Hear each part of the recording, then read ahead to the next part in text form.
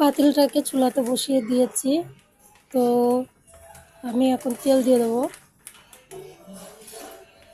বসিয়ে, কিন্তু তার আগেই বলি এটা আমি হাতে মাখিয়ে বসাবো সব কিছু দিয়ে একসাথে, কারণ এটা হলো ছোটো মাছ, মানে অনেকে চুনো মাছ বলে, ঝুড়ো মাছ বলে।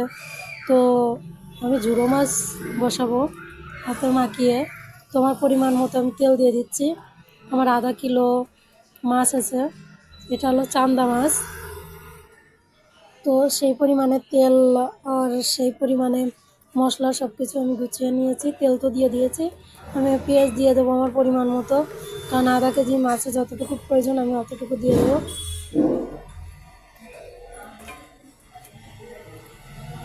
তো আমি দিয়ে দিচ্ছি আমার পরিমাণ মতো, যার যতটুকু প্রয়োজন, যার যতটুকু পরিমাণ লাগে সে ততটুকু পরিমাণ দিয়ে দেবেন।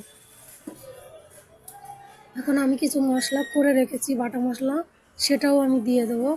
এর আগে দিয়ে দিচ্ছি আলু, ছোট ছোট করে আলুগুলো কেটে রেখেছিলাম, তো আলুগুলো আমি দিয়ে দিচ্ছি।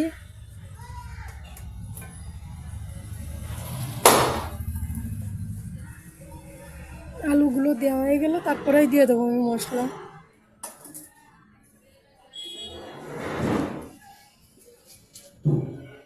তো আলুগুলো দেওয়া হয়ে গেলো, আমি এখন মাছও দিয়ে দিচ্ছি। এই হলো সেই আমাদের চান্দা মাছ। চান্দা মাছে তো খুবই কাটা থাকে, সবাই জানেন। তো মাখানোর সময় একটু আস্তে ধীরেই মাখাচ্ছিলাম, কারণ কাটা ফুটে গেলে তারপরে একটা সমস্যা। যাই হোক, আর এই যে আমি দিয়ে দিলাম আমার বাটা মশলা।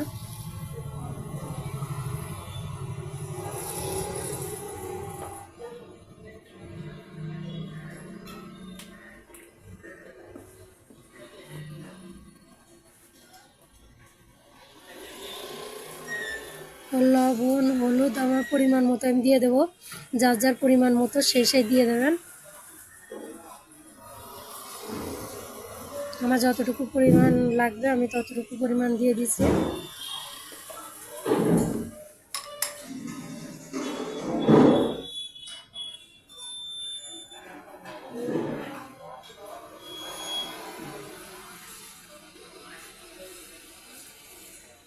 আর সুন্দর করে মাখাই নেব।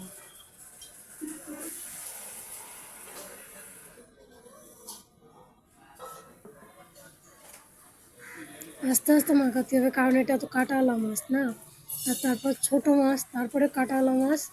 তো খুব সাবধানের সাথে মাখাতে হবে, যেন কোনোভাবে হাতে না ফুটে, কোনো সমস্যা না হয়। তো আস্তে আস্তে মাখাতে থাকবো, যেন মশলাটাও আমার সম্পূর্ণ মাছগুলো লাগে, কারণ পরে তো এটাকে বেশি নাড়াচাড়া করা যাবে না। এই জন্য আস্তে ধীরে মাখাই নিচ্ছি এগুলোকে, মাছগুলোকে সুন্দর করে।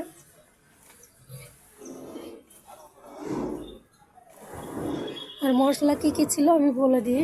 জিরা ছিল, ধনে ছিল, রসুন ছিল, আদা ছিল। আমার যে বাটা মশলাটা আমি দিয়েছি তে এই কটা প্রসেস ছিল, তো ওগুলো তো আমি দিয়ে দিচ্ছি, আপনারা দেখতে পেলেন যে আমি বাটা মশলা দিয়েছি। তো বাটা মশলা কী কী ছিল সেটাই আমি বললাম। আর দিয়ে দিলাম এই যে টমেটো।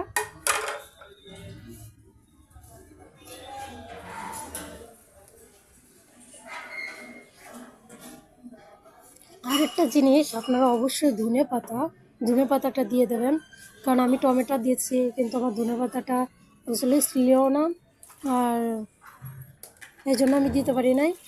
আপনারা চাইলে ছোটো ছোটো করে ধনে পাতা, কিছুটা ধনে পাতা সুন্দর মতো ধুয়ে এরপরে বসিয়ে দিতে পারেন, মানে এর উপর দিয়ে দিতে পারেন। দেখতেও সুন্দর লাগবে, খেতেও আরও টেস্টি হবে। তো দেখেন আমার কিন্তু রেডি, আমি নাড়াচাড়া কিচ্ছু করবো না, আমি সুন্দর মতো এটাকে বসিয়ে দেবো। ব্যাস।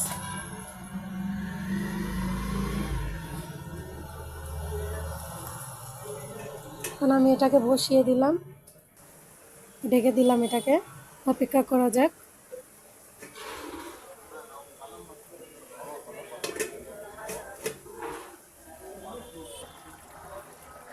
দেখেন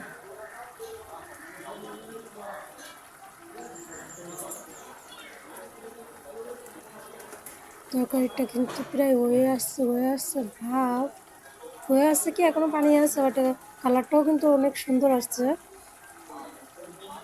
দেখা যাক লাস্ট পর্যন্ত কালার কতটা কী রকম আসে। তো দেখেন, দেখতেই পাচ্ছেন যে কালারটা কীরকম, মানে কীরকম আসছে। আর কালারটা মানে কালার যেমন তেমন, এটা কিন্তু তেল কিন্তু ছেড়ে দিয়েছে, তেল ছেড়ে দিয়েছে।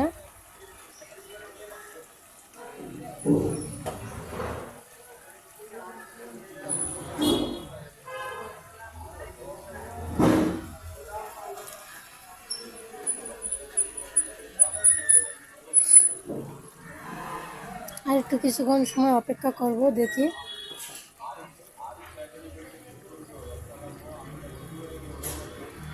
তো লাস্ট পর্যন্ত কালারটাও দেখতে পাচ্ছেন যে অনেকটা সুন্দর কালার আসছে। কার কার ভালো লেগেছে, আর যারা আমার চ্যানেলের সাথে যুক্ত আছেন অবশ্যই তারা আমার পাশে থাকবেন, লাইক কমেন্ট শেয়ার করবেন। দেখেন অনেক সুন্দর আসছে কালারটা।